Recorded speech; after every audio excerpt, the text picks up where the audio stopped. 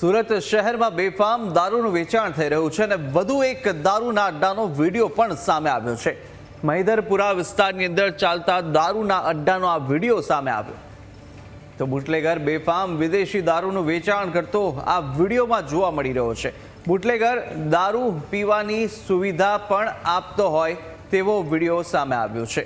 સુરત શહેરમાં 3 દિવસમાં 2 જનતા રેડ કરવામાં આવી તો 23 નવેમ્બરે બેસ્તાનમાં દારૂના અડ્ડા પર જનતા રેડ થઈ હતી।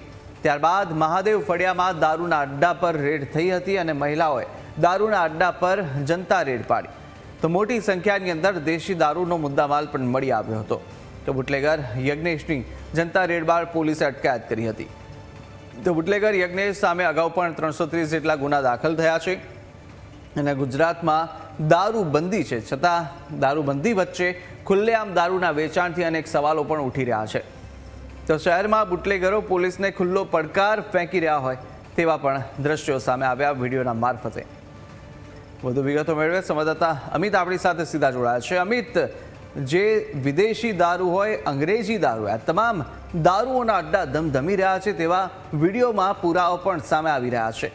જનતા પણ હવે રેડ કરી રહી છે અને પોલીસ તંત્રને મોટો પડકાર આ બુટલેગરો ફેંકી રહ્યા છે।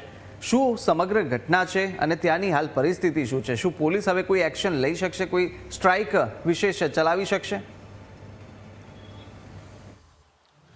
જી ચોક્કસથી જો વાત કરવામાં આવે સુરત શહેરની તો હવે સુરત પોલીસના ગાલ પર જાણે જનતાએ તમાચો માર્યો હોય તે પ્રકારના દ્રશ્યો સામે આવે છે કારણ કે 3 દિવસમાં લોકો દારૂના અડ્ડા પર રેડ કરે છે। આ કામ ખરેખર પોલીસનું છે।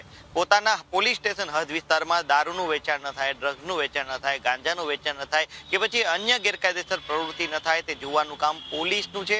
પરંતુ અહીંયા હવે પોલીસની જગ્યા પર જનતાએ કામ કરવું પડી રહ્યું છે એટલે પોલીસની કામગીરી પર મોટો સવાલ છે। પોલીસના કેટલાક માણસો જ બુટલેગરોને દારૂ વેચવાના પરવાના આપતા હોય અને તેના પર કાર્યવાહી ન કરતા હોય તેવું આ કિસ્સા પરથી સ્પષ્ટપણે લાગી રહ્યું છે। અને જો માહિતી અનુસાર વાત કરું તો 23 ડિસેમ્બર બેસ્તાન વિસ્તારમાં ભગવતી નગરમાં દેશી દારૂના અડ્ડા પર એક જનતા રેડ થઈ હતી અને આ જનતા રેડના લાઈવ વિડીયો છે સામે આવ્યા હતા અને આ લાઈવ વિડીયો સામે આવ્યા બાદ બેસ્તાન પોલીસ સ્ટેશનના જે કર્મચારી દ્વારા જનતા રેડ કરનાર વ્યક્તિને વોટ્સએપ કોલના માધ્યમથી ધમકીઓ આપવામાં આવી હતી કે તમે જ્યાં રેડ કરી છે ત્યાંથી જે વ્યક્તિનું આ મકાન હતું, જે વ્યક્તિનો અડ્ડો હતો તેની સોનાની ચેન અને મોબાઈલ ખોવાયો છે ને વ્યક્તિ પોલીસ સ્ટેશન ફરિયાદ કરવા આવ્યો છે એટલે તમે પોલીસ સ્ટેશન હાજર થાવ। એટલે જનતા રેડ કરનારા એટલે કે દારૂનો અડ્ડો પકડાવનારા લોકોને જ પોલીસ દમદાટી મારીને પોલીસ સ્ટેશન બોલાવતી હોવાનો ઓડિયો પણ વાયરલ થયો હતો। જોકે આ ઘટના બાદ 2 જ દિવસના સમયમાં એટલે કે 25 ડિસેમ્બરે પાલ વિસ્તારમાં મહાદેવ ફળિયામાં યજ્ઞેશ નામનો જે વ્યક્તિ છે બેફામ દારૂનું વેચાણ કરતો હતો અને લોકો પણ ખૂબ પરેશાન હતા એટલે નાના બાળકોને જે કાંખમાં તેડીને સ્થાનિક મહિલાઓએ આ યજ્ઞેશના અડ્ડા પર દરોડો પાડ્યો અને યજ્ઞેશને દારૂ વેચતા રંગે હાથે ઝડપી લીધો અને આ જનતા રેડના લાઈવ વિડીયો સોશિયલ મીડિયામાં સામે આવ્યા બાદ પાલ પોલીસે કાર્યવાહી કરી અને બુટલેગર યજ્ઞેશની અટકાયત કરી। જોકે બુટલેગર યજ્ઞેશની અટકાયત થઈ અને ત્યારે પોલીસને એવું જાણવા મળ્યું કે બુટલેગર યજ્ઞેશ પર 2025ના અંત સુધીમાં એટલે કે ડિસેમ્બર 2025 સુધીમાં 330 જેટલા ગુના દાખલ છે।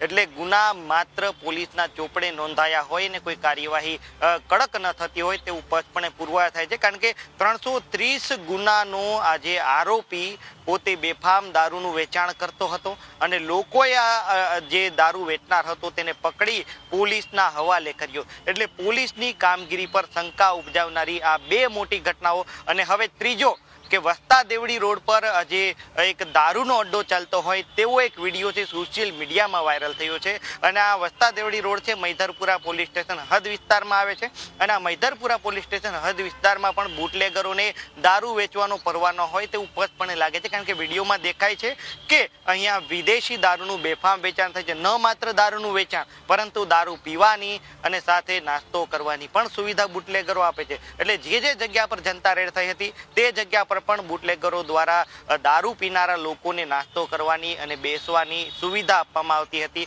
અને હવે જ્યારે એક બીજો વિડીયો મૈદરપુરા પોલીસ સ્ટેશન હદ વિસ્તારનો વાયરલ થયો છે, તે મૈદરપુરા વિસ્તારના વસ્તા દેવડી હોવાના નામે વાયરલ થયો છે. આ વિડીયો પણ પોલીસની કામગીરી પર શંકા ઉપજાવે છે. એટલે પોલીસને જે પગાર મળે છે તે લોકોના ટેક્સના પૈસામાંથી મળે છે અને લોકોની સુરક્ષા માટે અને અસામાજિક તત્વો જે ગેરકાયદેસર પ્રવૃત્તિ કરે છે ન થાય તે માટે પોલીસે કામ કરવાનું હોય છે. પરંતુ અહીંયા તો પોલીસ પોતાના ખિસ્સા ભરીને આ ઈસમોને દારૂ વેચવાની છૂટ આપતી હોય તેવું સ્પષ્ટપણે લાગે છે. કારણ કે 330 ગુનાનો આરોપી જ્યારે દારૂ વેચતા રંગે હાથે પકડાય ત્યારે પોલીસના ગાલ પર જનતાએ તમાચો માર્યો હોય તેવું કહી શકાય. હવે જોવાનું એ રહે છે કે 31 ડિસેમ્બર પહેલા જે કામ પોલીસે કરવાનું છે તે સુરતની જનતા કરે છે. હવે પોલીસ પોતાની ઇજ્જત બચાવવા માટે કેટલા બુટલેગરોને પકડે છે, કેટલાક અસામાજિક તત્વોને પકડે છે તે હવે મોટો સવાલ છે. બિલકુલ અમિત, માહિતી સાથે જોડા બદલ આપનો આભાર.